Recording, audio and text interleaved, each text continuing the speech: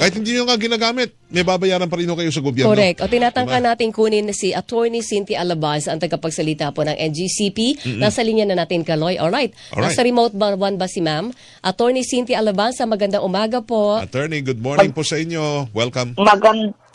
Magandang umaga, nga tuwing. Oo, pasensya na po at bigla ng aming tawag. Short lang ang ating oras ngayong umaga, ma'am. Pero gusto lang namin makuha ang paliwanag sa mabilisang paraan. Ano talaga ang naging problema?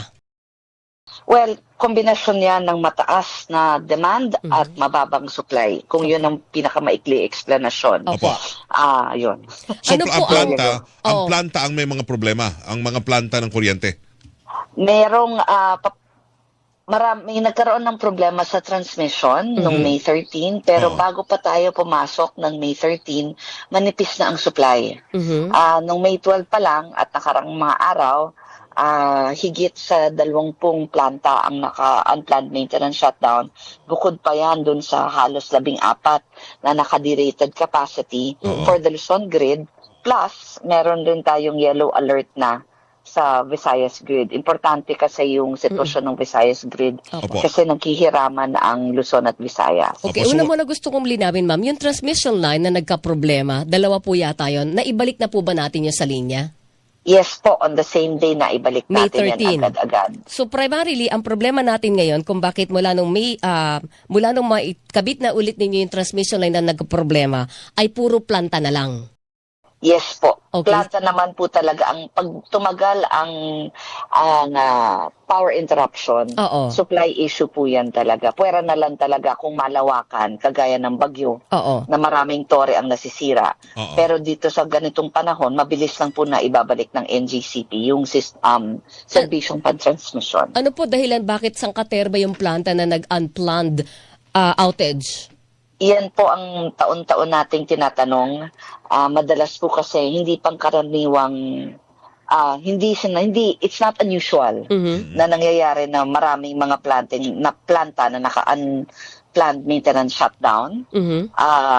Pero sa akin, isa tong hudyat o isang senyales na kailangan talagang magdagdag ng base load o yung plantang maaring tumakbo ng pangmatagalan. Ano ba ho, Marami Attorney? po tayong pumapasok ng mga planta pero solar po yung mga papasok this year. Pero mainam po talaga yung tinatawag nating base load. Ano ba yung base load? Ano ibig sabihin nun yan, Attorney? Yung base load po kasi yung talagang maasahan nyo. Ang solar kasi, although maganda yan kasi green energy po yan, ang tinatawag sa kanya is intermittent. Tsaka, ibig sabihin yan, pag nagkaroon po ng cloud cover, mawawala bigla. Correct. Saka sa gabi, wala na. Meron po tayong baterya, pero yung battery nila, ilang oras lang po ang itinatagal. So, ang maganda po dyan talaga, yung mga mas naasahan, na pwede po tayo magkaroon ng ibang green energy na base load, kagaya po ng hydro o geothermal, pero kailangan po natin i-develop yan. Of course, yung mga thermal plants po, yung mga coal plants, base load rin ho yan. So marami hong mga ibang teknolohiya na mas matagal ang operation at mas maasahan yung kalidad than VRE. Yes po, go ahead. Yung mga nag-back down, yung mga pumalya, ano yun?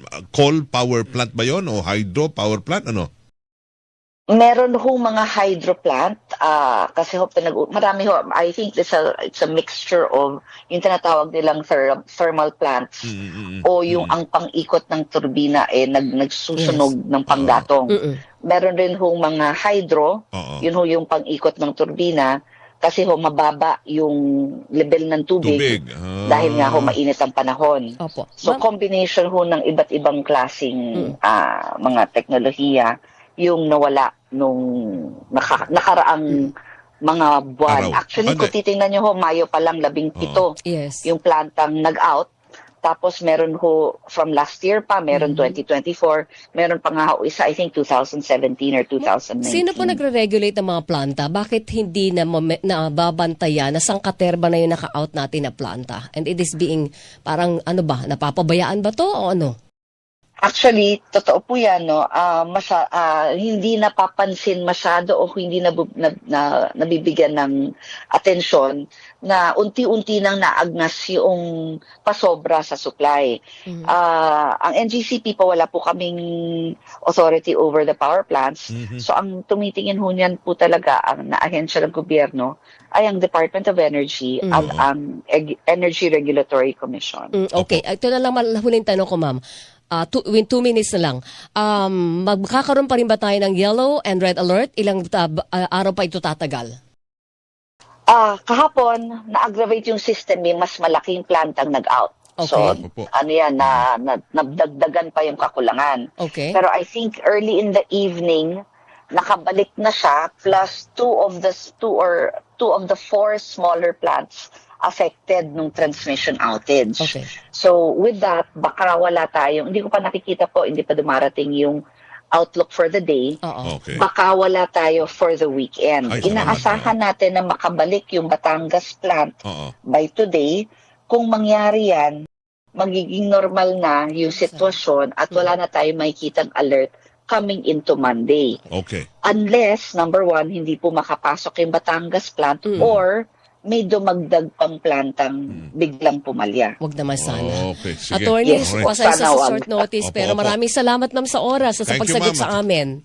Yes, salamat po at magandang umaga. Good morning Alright, po, salamat. attorney. Cynthia Alabanza, magandang umaga po sa inyo. Spokesperson po ng National Grid Corporation of the Philippines, NGCP. Ayun. So wala ho, Hilingan, walang pinoprotektahan.